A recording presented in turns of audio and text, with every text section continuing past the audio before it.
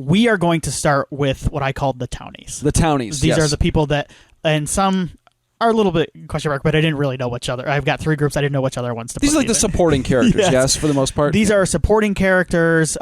These are, mostly supporting characters. There's a couple returning characters. There's some brand new characters that get a decent amount of screen time.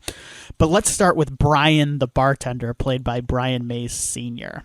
So that guy must be just the guy who runs the bar. So this guy, right? Brian Mays Sr., he's actually a friend of David Gordon Green. Okay. Who lives in Austin. He owns a bar in Austin. Okay, because he just seemed like a guy. He's in another movie. Which is fine. He's in another movie called Joe. With Nicolas Cage, and that I think is shot in Austin. So I'm guessing he plays a bartender there, but I had to know more about him. We don't have to say a lot about a lot of these characters. I wanted to bring this up, though, too, because I want to talk about the bar for a second, because it does look like it's in, I don't want to say a bad part of town, but it seems like it's not in the downtown area. It's off the beaten path a little bit. It's a bit of a hole in the wall. It's a bit of a hole in the wall. The type of people that go there are. I've been to bars like that. Yes, working class people. Yeah, go to this bar, and because I think that plays into a lot of what the movie is saying towards the end. So I wanted to bring that up. Sure. Yep, because they're all together, and that's where this kind of thing starts. He's fun. I can't understand a word he's saying most of the time. That's the other reason I wanted to bring this up. We joke about, what is it, Jersey Tucky in Friday the 13th? So Haddonfield is in Illinois. It's a suburb. Yes. We have confirmation of this at least. Yes. But it's crazy because he says doesn't he say he's owned the bar for 50 years? Yeah. He's owned the bar for 50 years. He has like a Louisiana accent. Am I wrong? I think. I guess, you know what? It's a Texas accent probably too, but you know what? Louisiana and Texas are close to each other, so it's probably a hybrid. It's some sort of Southern accent. I mean, I'm from the Midwest, so like all Southern accents are some very small variation on the same. I just go, it's a Southern accent. Yeah. I'm not good at differentiating between a Texas versus a. The only reason I say Louisiana is because it's got that. It's got a little bit of the bayou type. That bayou, that little bit of that French tinge to him too. Yes, but he's awesome. And he rules. What's his bat's name? Oh God, I don't remember what it is. I have it written down somewhere. But, I can't remember. That bat gets carried around a lot. Yes. So we'll move on, and hopefully the bat name comes to me, unless you have anything more to say about Brian the bartender. But I wanted to bring him up for those 2 reasons, because I think in its own way his bar plays into kind of the themes of the movie. No, he's fun. Christy, Mindy, and Dennis. These are Salem Collins, Giselle Witt, J. Gavin Wild. These are the trick-or-treaters that are wearing the silver shamrock masks in the movie. Oh. The 3 kids. I wanted to bring them up real quick now because Silver Shamrock is canon in this universe, and we need to talk about that. So, Old Huckleberry. Thank you so much. Because it made me think of the I'll Be Your Huckleberry. Ah, yeah, good call. So Silver Shamrock is canon in this universe. Has to be. So do you think we're ever going to get this down the line? I can only hope Halloween Ends is somehow finally bringing the 2 together. Maybe that was the whole, that's the final, maybe David Gordon Green and Danny McBride and the creatives were like, we made this first one, it was a lot of fun. I get, they want us to make a second one. Okay, we'll do it. We're just going to go crazy and go balls to the wall. We're going to make a Friday the 13th movie by way of Halloween and just have fun. And the third one, maybe they're like, we're finally going to do something that we never, the fans never thought could be done. We're going to finally make Halloween 3 part of the full Halloween saga. Do some sort of multiverse deal. Yeah. It's got to be it. Did you get the same joy out of seeing the Silver Shamrock mask? Oh, I always do. They were in the last one, right? Yeah, they did. Yeah, those kids are in the last movie. But don't we see we get the shot of the logo, the Silver Shamrock logo? I believe so. Yeah. That Halloween 3 is so funny because it's like one of those movies where a lot of horror movies from that era get reappraised now, and some very rightfully so, and some, I would argue, let's cut it out. Not everything needs a reappraisal. Yeah. Halloween 3 is the best example of a reappraisal in terms of, I think, man, that thing got shit on when it first came out. Even I was like, fuck, this movie sucks. As a kid, I was like, ugh, I'm not renting Halloween 3. But over the years, Halloween 3 is so special, and it's become such an important part of Halloween. The iconography of that movie is almost more important in some ways than Michael Myers now. It's funny, isn't it? The funniest thing about it to me too is I love Halloween 3. I never loved it though because I thought it was a really good movie. Like I just loved it because it was so bizarre half the time. Yeah, Like it's so yeah. bizarre and mean. Like I don't think Halloween 3 is like a great horror movie. Like I think it's got some issues, but but it's so weird. It's so weird and out there and mean. Yeah, and it's cool. Like it's kind of a such coolness. a great. It does have a great score. The score rules. Yes. Yeah. All right. So we've said enough about that trick or treat. No, they're cool. I mean, they get killed. Yeah, they get killed. They're kind of funny. It's fun to see them. The masks pop up again. It's fun to see Michael interact with the masks. That's what's kind of cool. Is like here's Michael Myers like touching a silver shamrock mask. Like how cool is that? Kind of neat. The other thing I wanted to bring about that too is they remember the trick part of trick or treat because they play a trick on Big John and Little John. They do. They do the razor blade. Yeah. Yes, they do. Apple. Yeah. Yep, that's right. And Michael remembers how to trick. He does. That's the other thing too. You like playful Michael. Playful Michael is back in full force here. He is. He's playful and he's pissed. You get a little bit of both. Like you get the playful, like the carpenter stuff where he's like setting up bodies in certain ways and like decorating around the house and stuff. But you get a little bit of zombie Michael too, where he's like just like crushing heads and shit. Like so, you get the best of both worlds. So we mentioned these next two characters when we talked about Christy, Mindy, and Dennis. I want to talk about Big John and Little John. Oh my God, Scott MacArthur and Michael McDonald. Oh my God, as Big John and Little John. Okay, so they're a couple that has moved into the Myers house, and they have fixed it up a little bit. I kind of loved this. I loved the redecorating, whatever you call it. Well, they redecorating. They refurb the you. Myers house, which was a mess the last time we saw it. The flash, and I think the flashbacks actually do a good job of conveying because it's like a tomb in there in those flashbacks. It's very cold, and you get in there now, and it's this place of love, and they have pictures all over, and it's this. And they're having the introduction to him is fantastic. He's listening to this awesome song, and he's down there cutting like charcuterie boards and stuff. They're having a nice night together, and they're gonna watch a movie, and they're handing out trick or treaters. All of this love has taken over the Myers household, and they die horribly. And Michael poses them in a picture he sees just because he thinks it's funny. I know, what a dick. Do we spend probably too much time with Big John, Little John? Well, the answer is no. But for the purpose of the movie, do we linger with Big John and Little John more than we probably should? Yeah, probably. I love them. I would watch a movie just about these two. I hope they survived. I don't know how that's possible, but I hope they did. Remember when we did those Friday the 13th streaming service ideas? Streaming shows? I would like a show about I'd watch this. Yep. They're wonderful. I've always liked both actors. I have a ton of fun with anything they do. I enjoy watching them. They're fun together. They're funny. They're silly. They feel like borderline like Rob Zombie characters a little bit because they're kind of like, why are these guys in this movie right now? Like, where are they? Like, how are they related to the plot? Obviously, it comes back around to where like you know when the Myers house comes into play.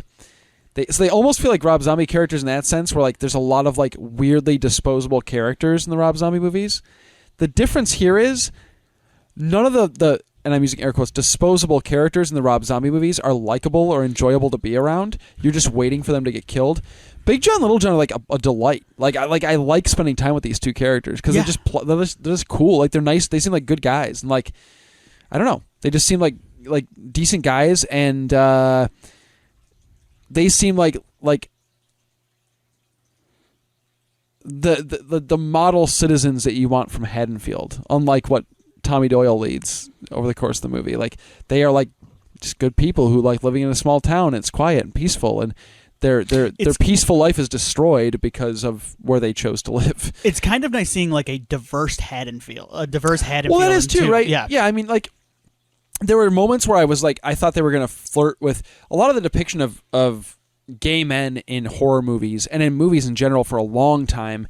Tends to be flamboyant. It's always flamboyant. Mm-hmm. It's over the top, and that's like there are flamboyant gay men. I think that is a thing that exists. I've met flamboyant gay men, but not all gay men are flamboyant and those stereotypes that you see in a lot of those films in the horror genre or earlier just in film in general.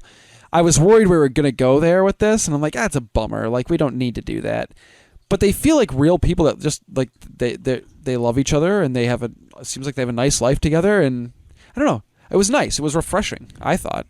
it's too bad they're victims, but that also felt kind of okay because it was like we got a whole story. We get to spend some time with them. They get kind of a nice little tale. I guess it doesn't end well, but the other thing I wanted to touch on with them too is that I really like about this movie is, and it's one of the other points this movie is trying to make is, I'm not sick of Laurie, but I'm kind of sick of Laurie. And I like Michael killing randos again. Like, just like people we meet, like different characters. Like, he's not just after Laurie. Michael's out to kill a lot of people, and I want to meet other people, too. Well, we have the same... Unfortunately, sometimes with these franchises, studios or the people in charge or the people making decisions get too hung up on what they think is crucial to the franchise. I can think of two more examples quickly. So we have Laurie with Halloween, where like I love Jamie Lee, I love the Laurie character, but I don't think we need the Laurie character for a Halloween movie to work. I don't. I think we've seen him work before. I think Halloween 4 is actually pretty strong without Laurie. Alien, another franchise. I don't think we need Ripley to make a good Alien story. And then Terminator's another one I always think of. We don't need the Connors. Yeah, that's a good example. Just make a Terminator movie. Mm-hmm. I don't know. So, all right. So a couple more couples here I want to touch on real quick. Yes. First up, and the reason I bring them up is more for a certain scene, but Phil and Sondra. Phil and Sondra are the couple, Lenny Clark and Diva Tyler.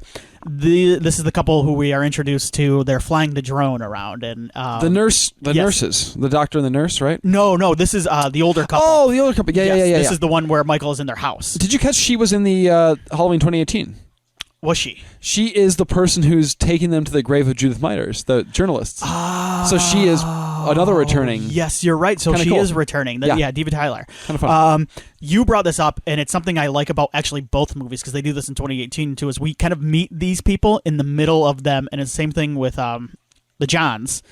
We meet them in the middle of them just like having a night together and being a couple. Like, she's flying a drone around, and Lenny Clark comes in, and he wants to fly the drone around with her, and we kind of in these moments we see that they're a real couple, and like they love each other, and they they like be around each other. And now we're gonna watch them get horribly murdered, and boy do they. So this is where Michael goes all MDK.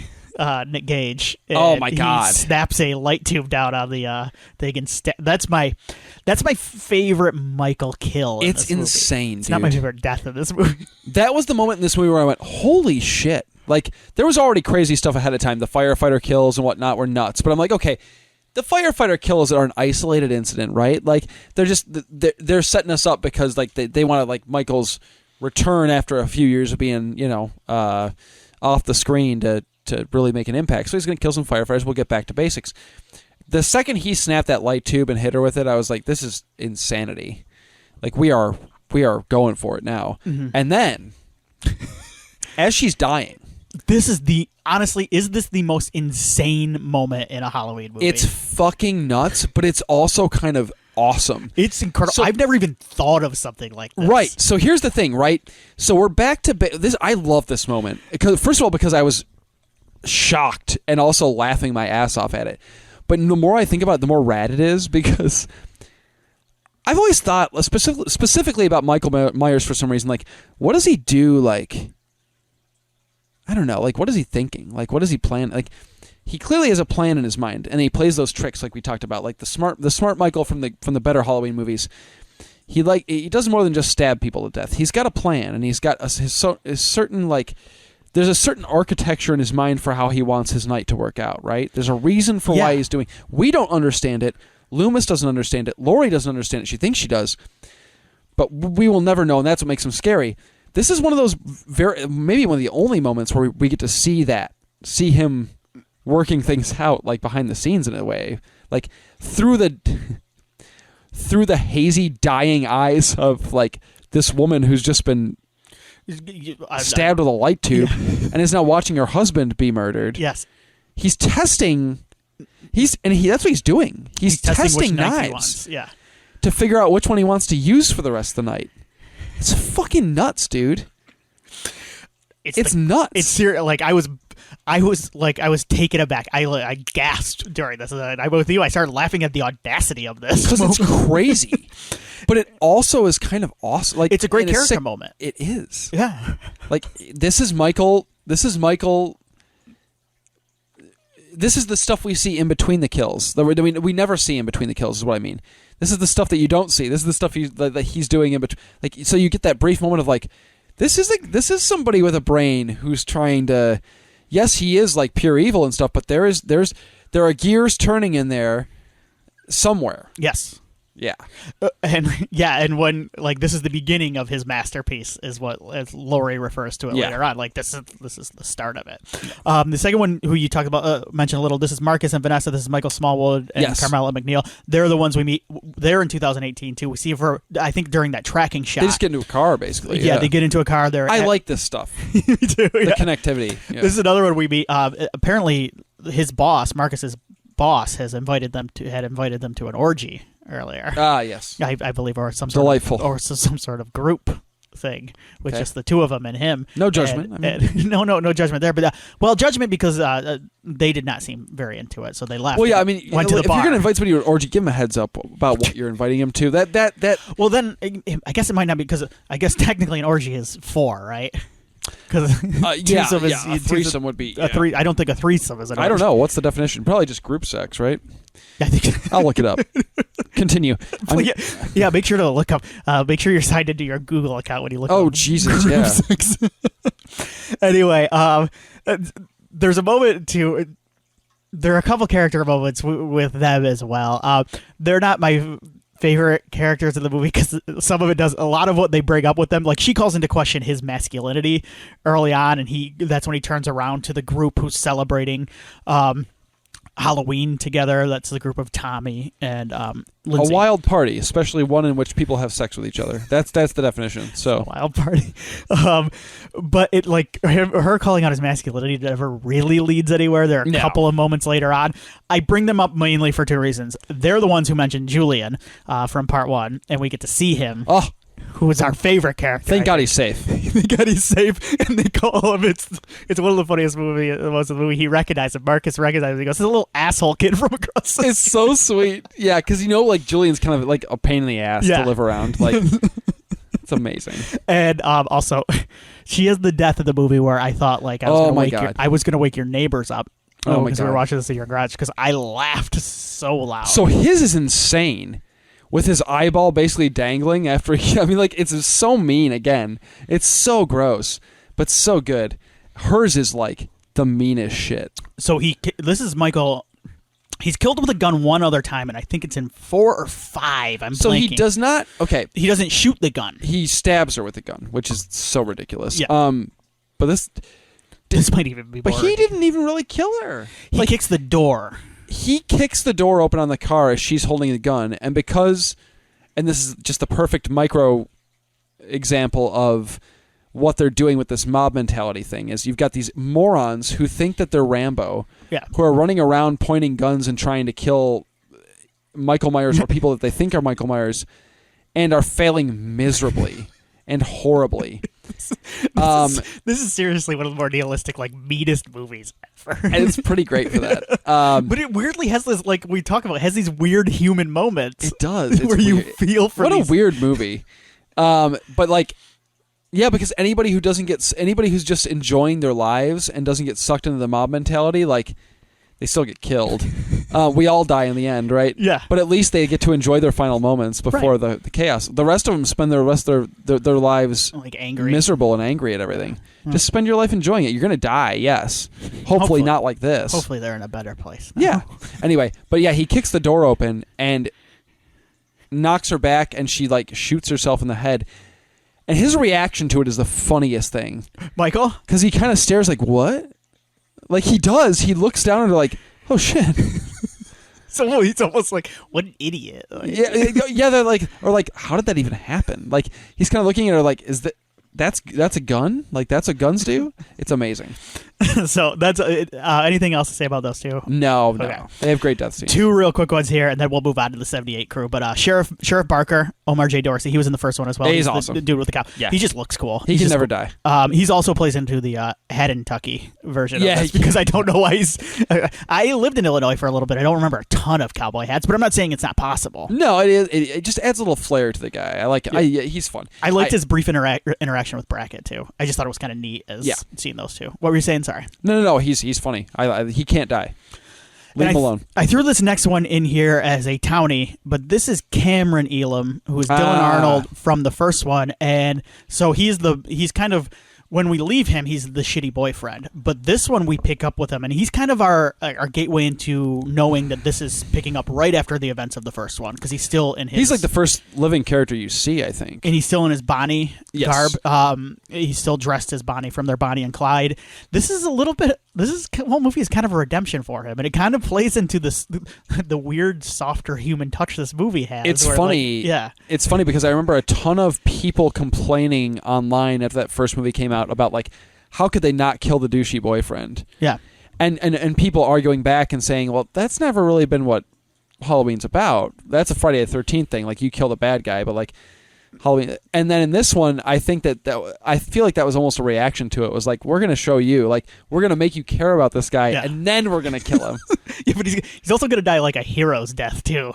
But kind of. I mean, like, that is the meanest death almost, isn't it? Which one? This is the one where he's looking... He gets slammed 1,000 times in that staircase. Yeah, but he's looking... He does it as in a way to kind of try to help save Allison. Totally... No, he's a hero, for sure. But, like, it's so mean. Yeah. He gets punished for it. Yeah. He doesn't just get stabbed once or twice. He gets his neck smashed against that. And he's looking down at her as he dies. It's so mean.